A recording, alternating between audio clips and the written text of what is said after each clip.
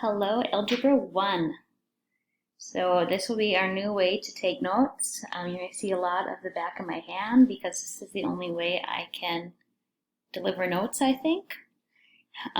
So since I don't have the luxury of giving you like the notes packet or the note sheet at the start of class, just take out a notebook or a scratch sheet of paper and pretty much whatever I write down, try to write that down, okay? A way to help us stay organized, if we'll just title every day we do notes, we'll do the date and what we're talking about, and I think that will help us stay organized. So today is Wednesday,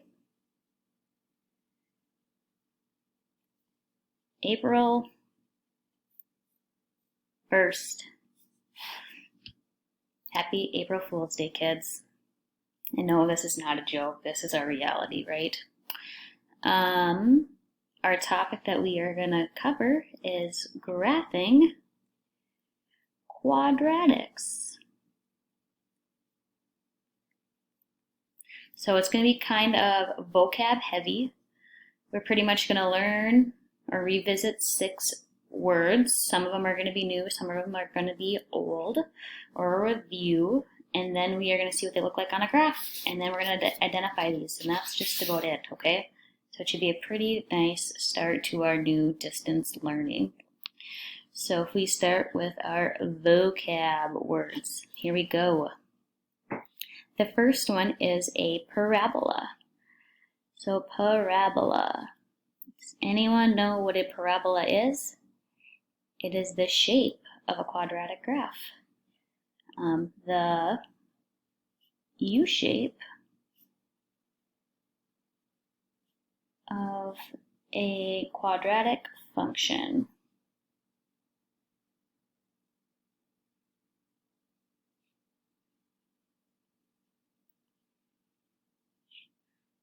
So it will either look like this, so a U with 2 arrows going upwards, or an upside down U like that. And just the U shape. So this shape right here is a parabola. So this word, the next one is a review, x-intercept.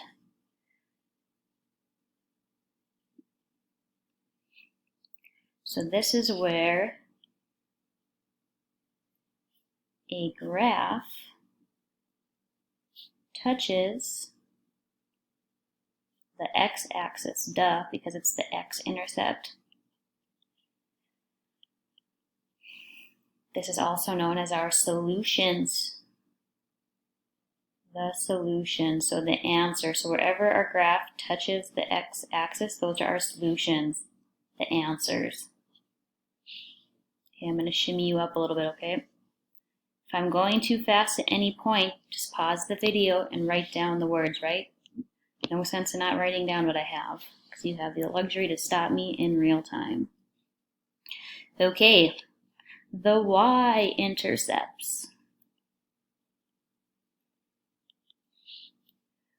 Where a graph touches the y-axis.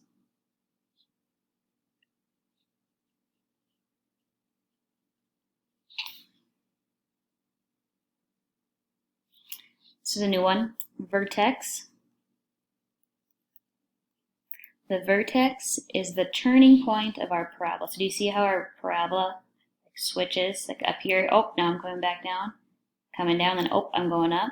So that point right there where it changes direction, that's called our vertex. So the turning point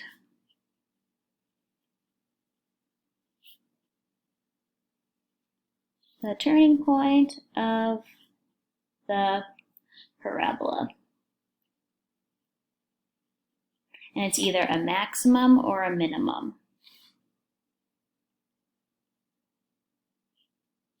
So maximum point or minimum. Just running out of space again.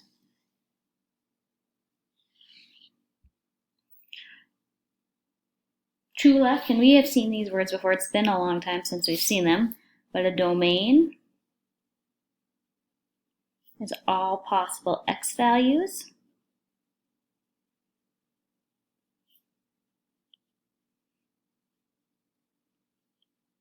or we call these the inputs, if you remember, like what can I plug into my function? And the range, I know you know it, all possible y values, or the outputs, what we get out once we plug in values. Okay, so now using these new words, some new, some old, we're just going to draw some parabolas and label them, and that might be kind of it for notes today, okay? So I'm going to grab a new sheet.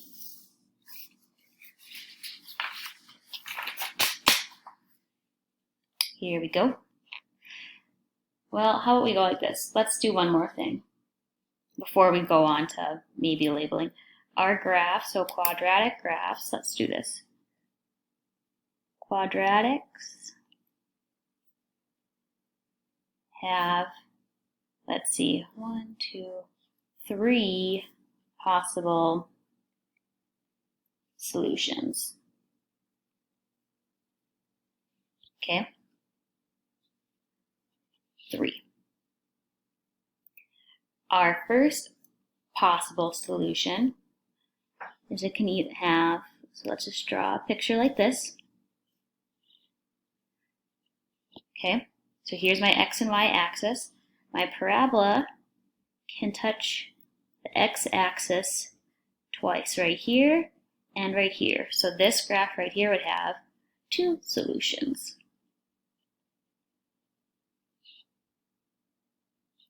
Or it doesn't always have to touch it twice. It could touch it in just one spot, right? My vertex could just be on the x-axis. That's a terrible parabola, sorry you guys. Like that, where it only touches it once. So do you see how this one crosses it twice? This one only crosses it once, so it'd be 1 solution. Or we could get a parabola that doesn't touch it at all. You guys see that, how it's floating up off the axis? It's not even touching the x-axis at all. So this would be no solution.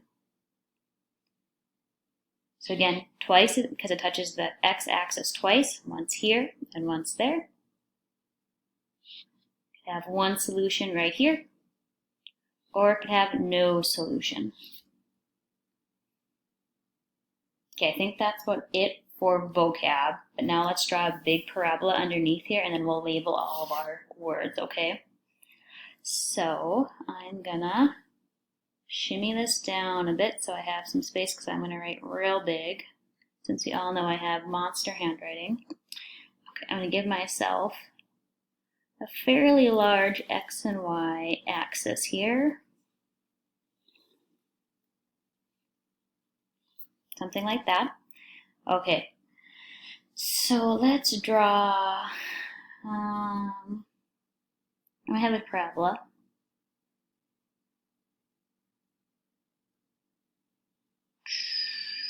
Going like this. There's my parabola. Okay, now let's label some stuff about this parabola. So right here, the turning point of that parabola, remember we called it the vertex. Yep, the vertex. Our x-intercept, so where it touches the x-axis, would be right here, would be 1, and right here. So I'm just going to label that x-intercept, x-intercept. Okay, what else do we talk about? The y-intercept. So where does my parabola touch the y-axis? Well, here's my y-axis. Where does my graph touch it? Right there. So that guy right there is the y-intercept.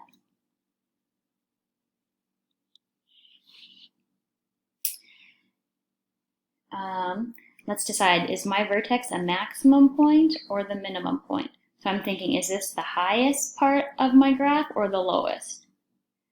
I think it's up on top of like a hill, right? So this would be a maximum point.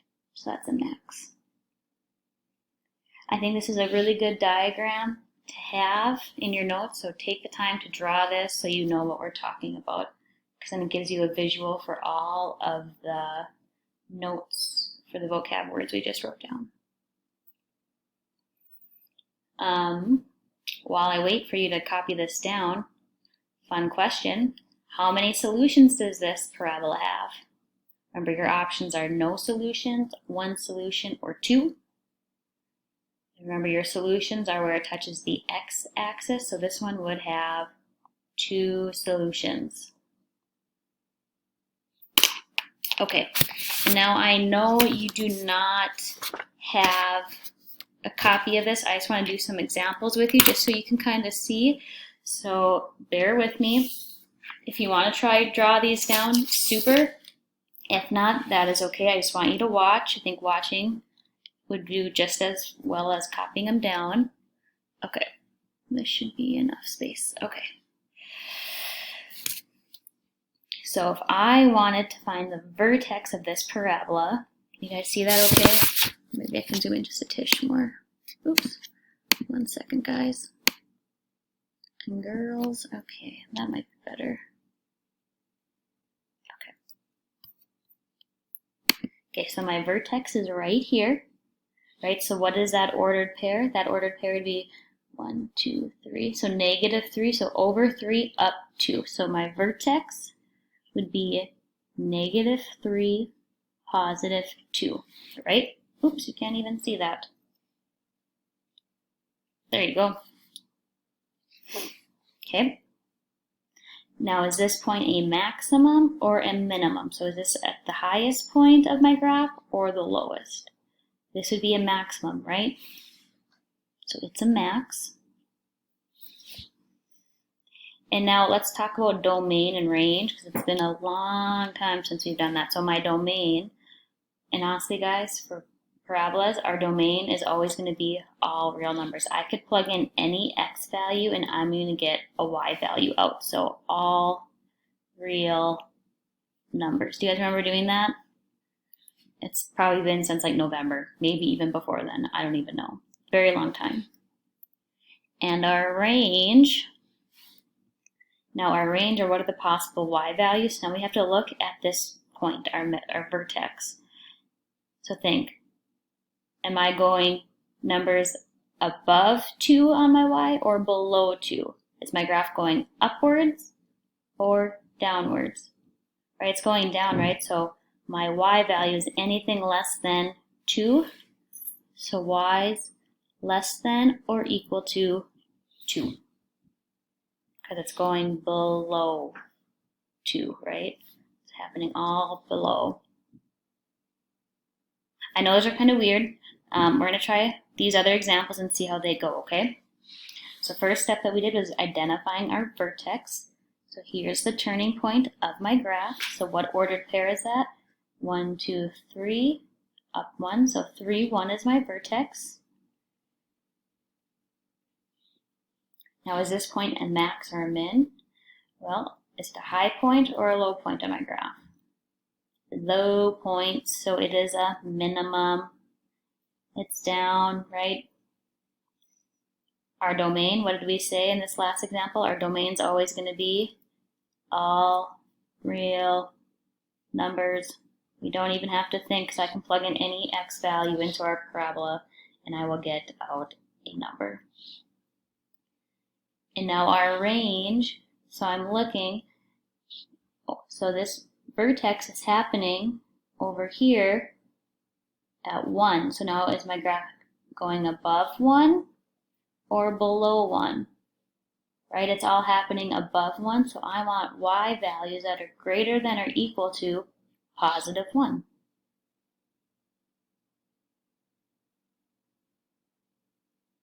So in an ideal world, I'd stop right now in the notes, and then I'd have you guys try these last 2 on your own.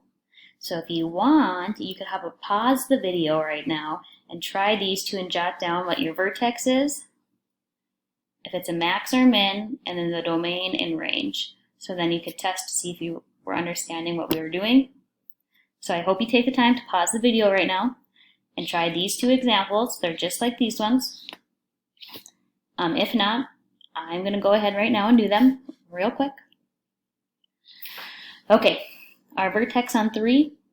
So again, what's my turning point? So I'm over 1, down 1, 2, 3, 4, 5, 6. So my vertex is 1, -6. Now is this a max or min? Is it a high point or low point in my graph? It's a low point, right? So this would be a minimum. My domain, we said, is always all real numbers. And then my range. So again, we're looking at what our y value is here on our vertex. It's -6. Now do I want values of greater than -6 or below -6? Well, my graph is happening up here, right? So I want it to be above. So I want y values that are greater than or equal to -6. How'd you guys do? Did you get it? I hope you did. Okay, last one. Here we go. Vertex. Where is our vertex happening at? It's happening at -3, -1. Max or min is the high point or low point. It is a high point, so it's a max. Our domain, always all real numbers. And then our range. So again, I look at our y value at our vertex, which we said is -1. Now, is my graph happening above -1 or is it happening below -1? It's happening down here, right? So I want y values that are less than or equal to -1. Okay, folks, thanks for watching my video. Make sure you subscribe to my channel. Hit that like button below. I'm just kidding. I'll see you sometime in Zoom so you can ask me some questions. Adios.